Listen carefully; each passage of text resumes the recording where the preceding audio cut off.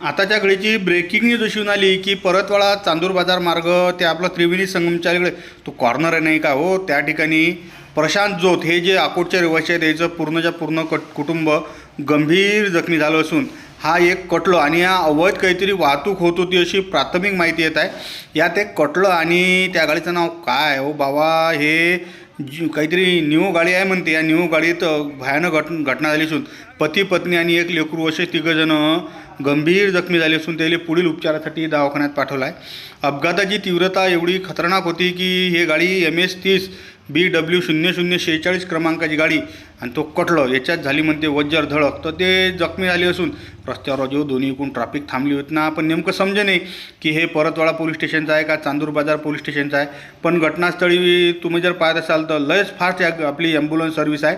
तर प्रवीण भाऊचा फोटो दिसून आला त्याच्यावर मला, तर त्या ठिकाणी ॲम्ब्युलन्स सर्व्हिसही प्राप्त झाली असून त्याला उपचारासाठी दवाखान्यात भरती केला आहे। पण ते जे कटलं आहे ते भरधाव येत होतं असं प्रत्यक्षदर्शी लोकांचं आपल्याला सांगणं आलं आहे। तर आता या अपघाताचा पुढील तपास आता परतवाडा पोलीस स्टेशनच्या हद्दीत होत असून प्रशांत जोत आणि त्याचं कुटुंब याच्यात जखमी झाल्याची प्राथमिक माहिती असून हे जे प्रशांत जोत आहेत हे अकोटचे असल्याची ही प्राथमिक माहिती आहे आणि ते काहीतरी वणी बेलखेळाले लग्नात चालले होते म्हणते अशीही आपल्याला माहिती येत असून झालेली घटना आणि हे दिवसातली दुसरी घटना आहे। पहिली घटना चिखलदरा रोडवर घटांग या ठिकाणी झाली असून त्या ठिकाणी 2 तरुण मृत झाले आहेत।